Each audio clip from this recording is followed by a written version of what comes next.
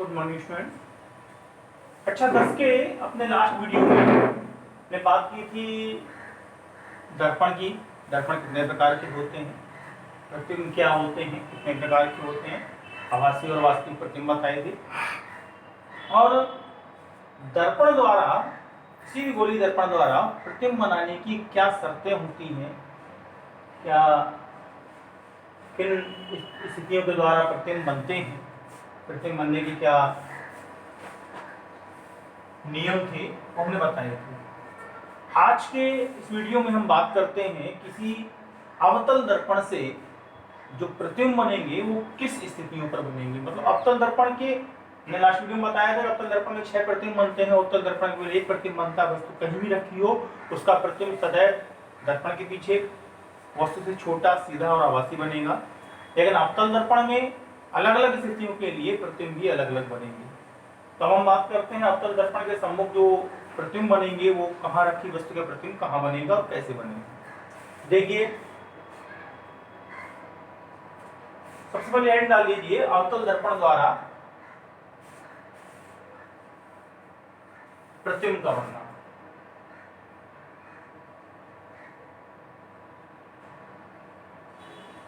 अवतल दर्पण द्वारा बने प्रतिबिंब की स्थिति।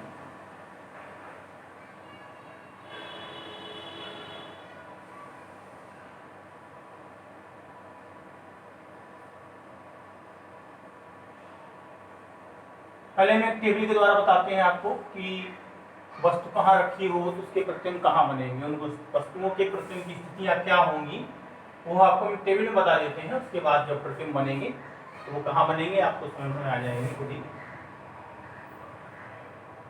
6 स्थितियां बताई थी हमने आपको कि 6 स्थितियों में प्रतिबिंब बनेंगे। तो वस्तु की स्थिति,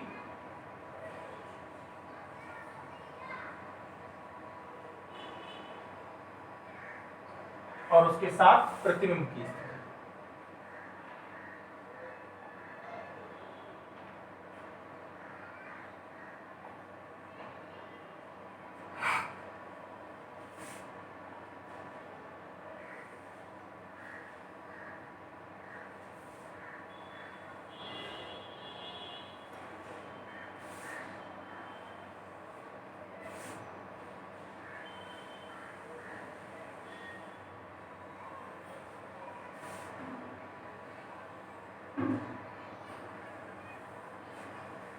इस तरीके से टेबल बना लेंगे जिसमें हम प्रतिबिंबों की स्थितियां बताएंगे। देखिए, सबसे पहले हम वस्तु रखते हैं अनंत पर, इनफाइनाइट। दर्पण के सामने अनंत दूरी पर वस्तु रखी है तो उसका प्रतिबिंब बनेगा दर्पण के फोकस पर, एफ बिंदु पर, उसके फोकस बिंदु पर, वस्तु से बहुत छोटा।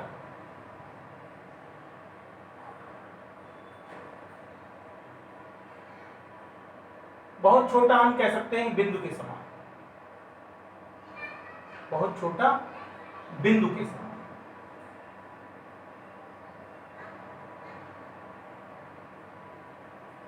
ठीक है, उल्टा बनेगा। और उल्टे प्रतिबिंब कैसे होते हैं हमने बताया था, वास्तविक। जो प्रतिबिंब उल्टे बनते हैं मुख्य अक्ष के नीचे बनते हैं, वस्तु अगर मुख्य अक्ष के ऊपर हो और प्रतिबिंब मुख्य अक्ष के नीचे बन रहा है तो वो वास्तविक होता है। और हम वस्तुओं को सदैव मुख्य अक्ष के ऊपर ही, लंबवत स्थिति में मुख्य अक्ष के ऊपर ही मानते हैं। ठीक है, तो दूसरी कंडीशन हम थोड़ा आगे बढ़ के आते हैं। दर्पण के अनंत व वक्रता केंद्र के मध्य आते हैं तो उसका प्रतिबिंब पीछे हटेगा। हमने बताया था आपको, ये दर्पण था,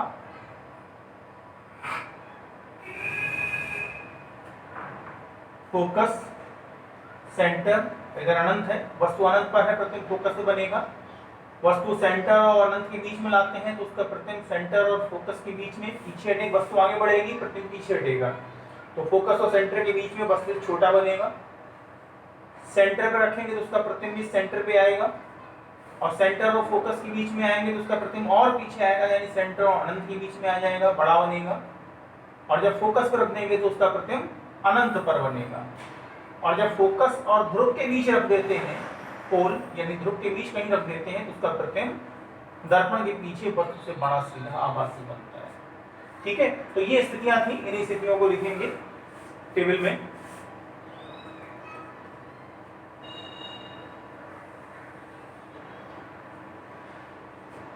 ठीक है, तो हम थोड़ा आगे आते हैं। अनंत और सेंटर के बीच में तो प्रतिबिंब आ जाएगा फोकस व सेंटर के मध्य। फोकस व सेंटर के मध्य वस्तु से छोटा।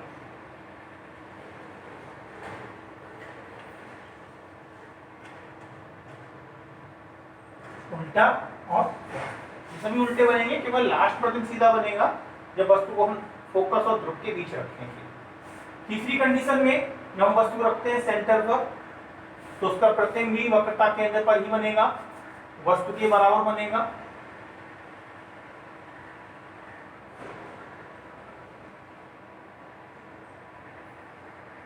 उल्टा और वास्तविक। चौथी कंडीशन आती है जब हम सेंटर व फोकस के मध्य रखते हैं। अब एक देखिए स्थितियां बदल गई। सेंटर पर रखा था, सेंटर पर, सेंटर और अनंत के बीच था, तो प्रतिबिंब बनना था फोकस और सेंटर के बीच। अब हम वस्तु रखते हैं फोकस और सेंटर के बीच, तो प्रतिबिंब बन जाएगा सेंटर और अनंत के बीच, यानी वक्रता केंद्र व अनंत के मध्य। इसका प्रतिबिंब बनेगा, कैसा बनेगा? बराबर हो चुकी थी प्रतिबिंब, अब बनेगा वस्तु से बड़ा। आकार बढ़ता जा रहा, बहुत छोटा था, थोड़ा बड़ा हुआ, वस्तु छोटा रहा, तो वस्तु के बराबर हो गया, अब वस्तु से बड़ा। उल्टा और वास्तविक। पांचवी कंडीशन हम आते हैं जब फोकस पर रख देते हैं वस्तु को। देखिए अनंत वाला फोकस पर, तो फोकस वाला अनंत पर। बड़ा होता जाएगा, तो वस्तु से बड़ा हो चुका था, तो वस्तु से बहुत बड़ा। ये था वस्तु से बहुत छोटा, अनंत वाला फोकस बन रहा तो बहुत छोटा, और फोकस वाला अनंत पर बनेगा वस्तु से बहुत बड़ा।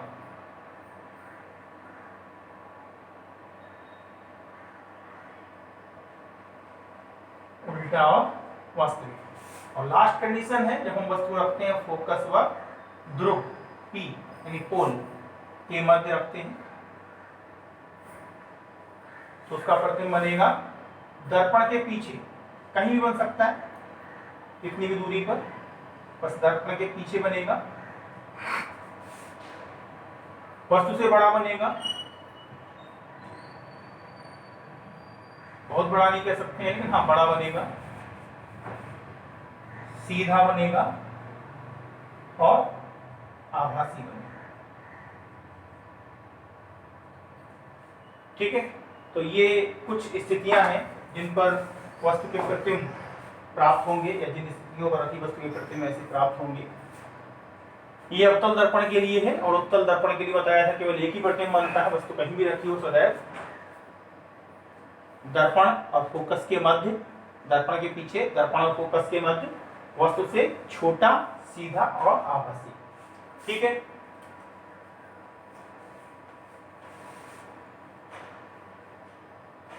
आपके कोर्स में गोलीय दर्पण के फोकस और वक्रता त्रिज्या में संबंध नहीं है, फोकस दूरी ज्ञात करने का कोई डेरिवेशन नहीं है, केवल फॉर्मूले हैं, उनके बेस पे आपको न्यूमेरिकल मिलेंगे। तो आज हम एक फॉर्मूला बता देते हैं और उससे संबंधित कुछ सवाल देते हैं, लगाने का प्रयास कीजिए। देखिए कि प्रतिबिंब बनेंगे, वो प्रतिबिंब आपको बाद में बताएंगे, ऑफलाइन बताएंगे। हम तो ऑनलाइन भी आएंगे, लेकिन थोड़ा आपको दिक्कत होगी, आप नाप नहीं ले पाएंगे, तो इसलिए हम आपको ऑफलाइन बताएंगे। जब कभी क्लास आएगी तो ऑफलाइन बताएंगे। अभी बात करते हैं संबंधित सवालों की। देखिए प्रश्न है, एक फॉर्मूला आता है इसका कि गोलीय दर्पण की वक्रता केंद्र या गोलीय दर्पण की वक्रता त्रिज्या, मैंने बताया था वक्रता केंद्र की दर्पण से दूरी वक्रता त्रिज्या कहलाती है। गोलीय दर्पण की वक्रता त्रिज्या तथा फोकस दूरी में संबंध।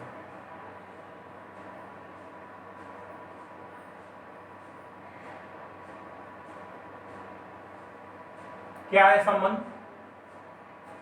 देखिए, गोलीय दर्पण की वक्रता त्रिज्या दर सदैव फोकस दूरी की दोगुनी होती है, या हम कह सकते हैं कि किसी गोलीय दर्पण की फोकस दूरी उसकी वक्रता त्रिज्या की आधी होती है। ठीक है, तो लिखना चाहे तो यहां शब्दों में भी लिख सकते हैं कि किसी गोलीय दर्पण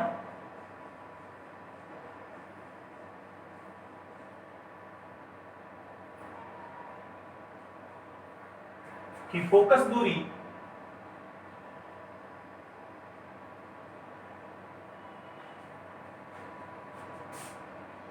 उसकी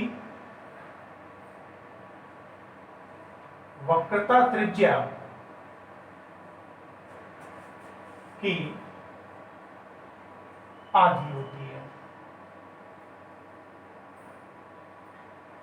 इसको उल्टा कह सकते हैं कि किसी गोलीय दर्पण की वक्रता त्रिज्या उसकी फोकस दूरी की दोगुनी होती है। ठीक है, तो हम वक्रता त्रिज्या को r से नोट करते हैं ना, फोकस दूरी को स्मॉल f से, तो इसलिए जो फोकस दूरी f है स्मॉल f क्या हो जाएगी?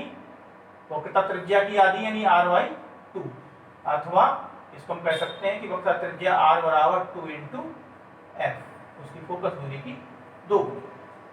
ठीक है, अच्छा, और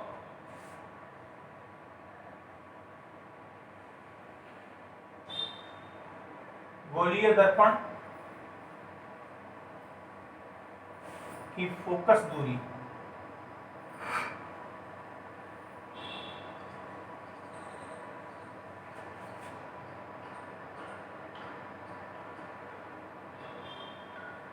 दर्पण से वस्तु की दूरी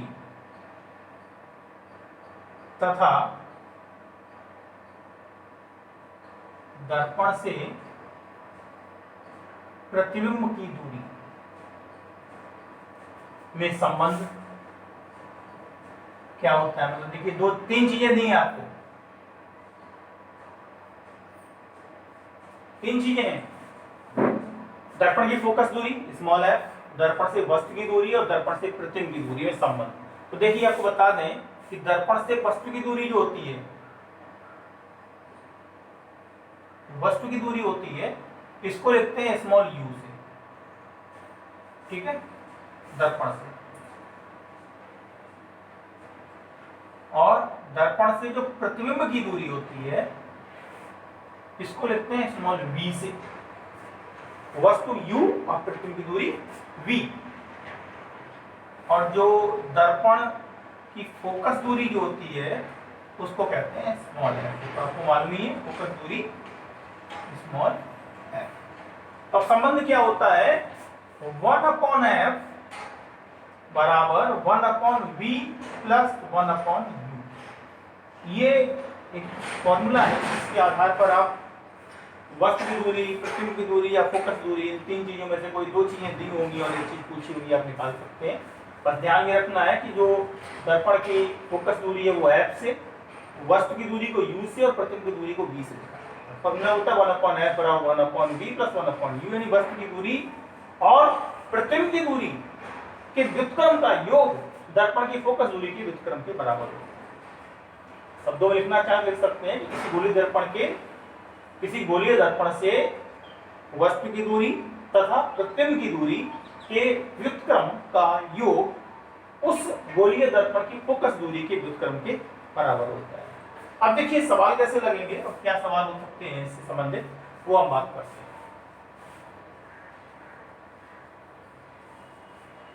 जैसे मान लिया, अच्छा एक चीज और याद रखना है यहाँ पर आपको कि गोलीय दर्पण दो प्रकार के हैं, उत्तल दर्पण और अवतल दर्पण। उत्तल दर्पण की फोकस दूरी सदैव पॉजिटिव होती है और अवतल दर्पण की फोकस दूरी सदैव नेगेटिव होती है। ये आप नोट करके लिख लें, याद रखें सदैव कि पहला पॉइंट है उत्तल दर्पण की फोकस दूरी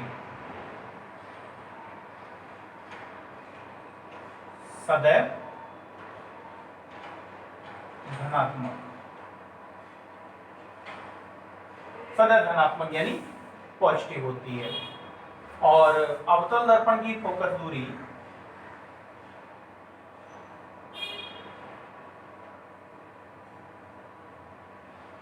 सदैव ऋणात्मक होती है। अच्छा, सवाल लगाने से पहले हम आपको चिन्ह प्रपाटी समझाते हैं कि दूरियां मापने की चिन्ह प्रपाटी क्या होती है।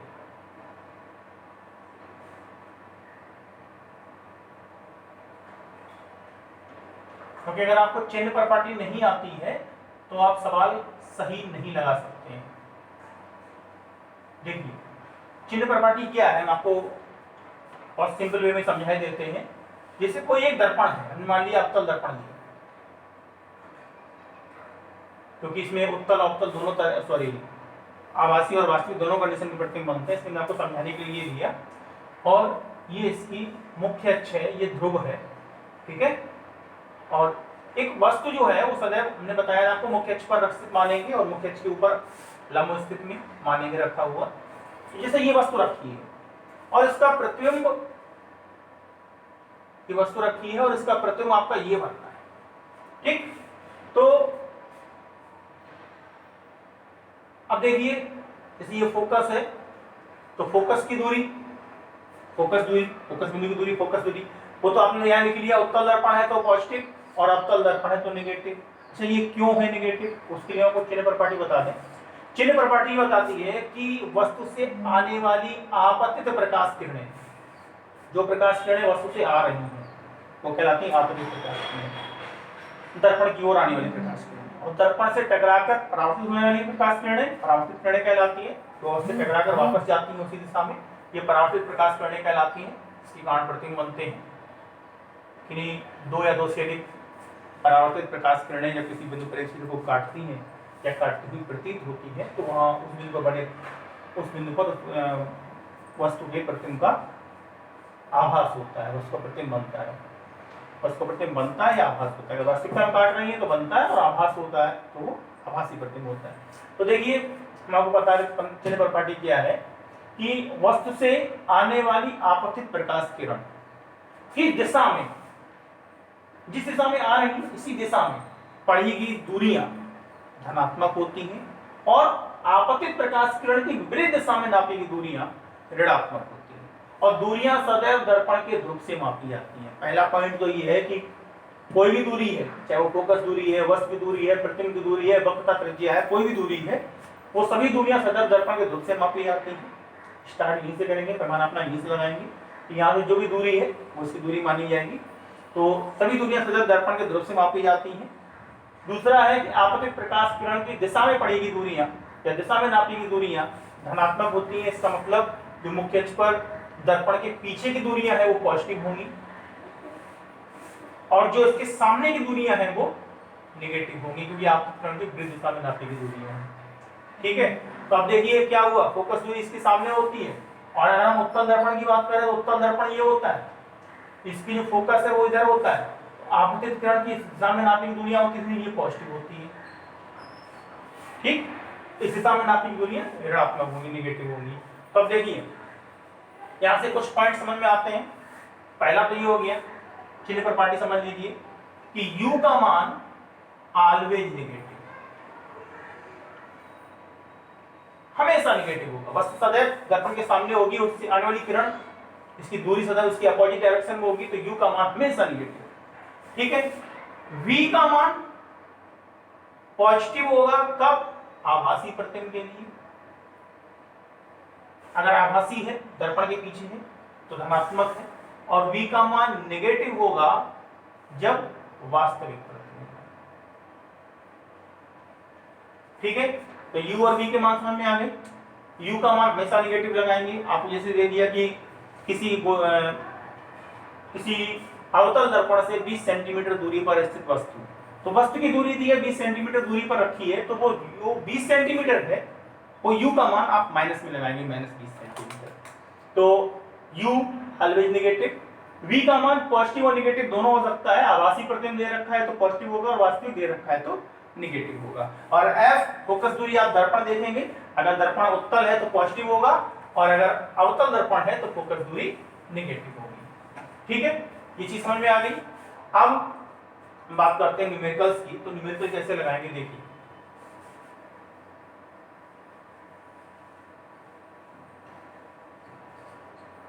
जैसे पहला सवाल है कि 30 सेंटीमीटर वक्रता त्रिज्या वाली उत्तल दर्पण की फोकस दूरी ज्ञात कीजिए।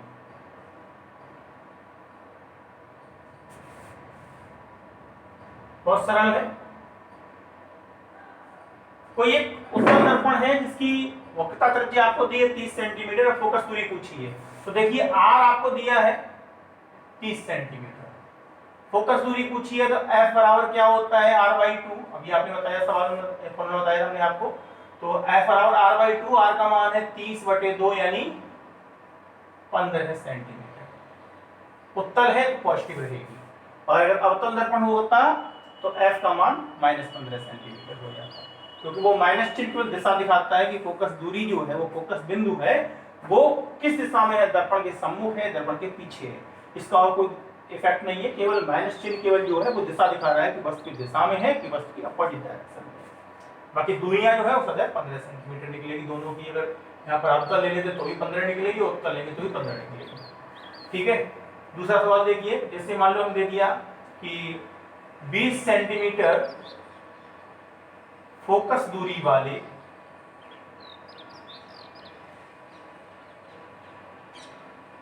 किसी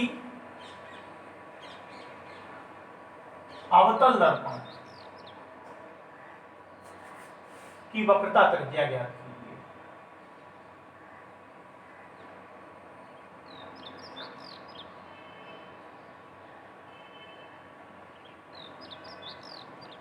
ठीक है, क्या करेंगे देखिए, आपको फोकस दूरी दी है एफ 20 सेंटीमीटर, हम यहाँ पर -20 भी ले सकते हैं क्योंकि अवतल दर्पण है। ठीक है, और नहीं लेते तो कोई दिक्कत नहीं, लेकिन हाँ इस फॉर्मूले में दिक्कत नहीं है। लेकिन अगर u और v के मान पूछे होते तो उस फॉर्मूले में आपको चिन्ह सहित रखना पड़ेगा, इसलिए हम अगर डालें चिन्ह सहित डाल देंगे। ठीक है, हम चिन्ह को नहीं छोड़ेंगे, चिन्ह सहित लिखेंगे। अवतल दर्पण है तो -20 सेंटीमीटर, तो r बराबर क्या आ जाएगा 2f यानी 2 × -20 इट मींस -40 सेंटीमीटर की इसकी वक्रता त्रिज्या होगी। तो वक्रता त्रिज्या है वो भी इसी के सम्मुख होगी 40 सेंटीमीटर की दूरी पर। ठीक है, इस तरीके से हम ये सवाल लगाएंगे। अब हम एक सवाल देते हैं आपको, इसमें u और v पूछे जाते हैं या u और v से संबंधित होता है। तो देखिए कैसे लगाएंगे। जैसे एक सवाल आपको ये दे दिया कि किसी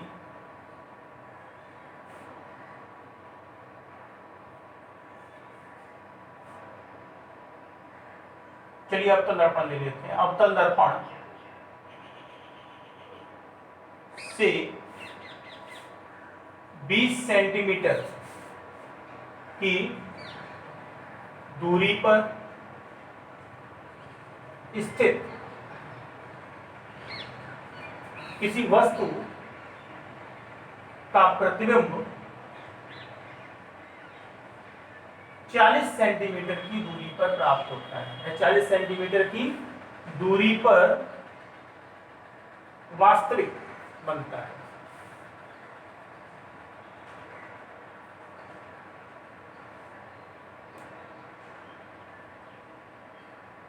देखिए दोनों चीज जरूरी है, वास्तविक बनता है तो ठीक है, और आप अगर ये नहीं देते, वास्तविक नहीं देते तो आभासी वास्तविक कुछ भी बन सकता था, क्योंकि अवतल दर्पण है, अवतल दर्पण में दोनों तरीके के प्रतिबिंब बनते हैं, आभासी बनते हैं और वास्तविक बनते हैं। कंफ्यूजन हो सकती थी, तो हमने यहाँ पर आपको दे दिया वास्तविक प्रतिबिंब बनता है। दर्पण की फोकस दूरी ज्ञात कीजिए।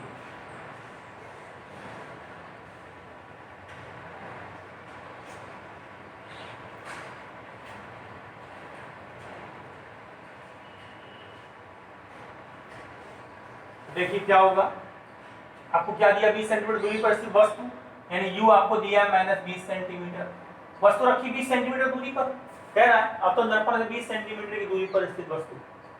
ठीक है, 20 सेंटीमीटर दूरी पर स्थित किसी वस्तु यानी 20 सेंटीमीटर दूरी वस्तु है का प्रतिबिंब 40 सेंटीमीटर दूरी पर बनता है। तो प्रतिबिंब कहाँ बन रहा है 40 सेंटीमीटर, तो ये v क्या है 40 सेंटीमीटर। कैसा बनना है वास्तविक, तो ये माइनस हो जाएगा, आभासी होता तो प्लस हो जाता।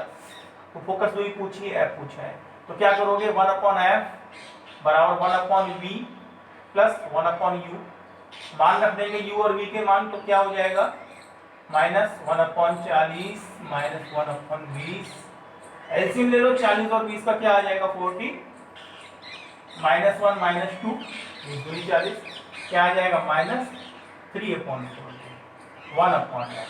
चाहे कि क्रॉस गुणा कर लीजिए, तो क्या आ जाएगा 40 बराबर -3f,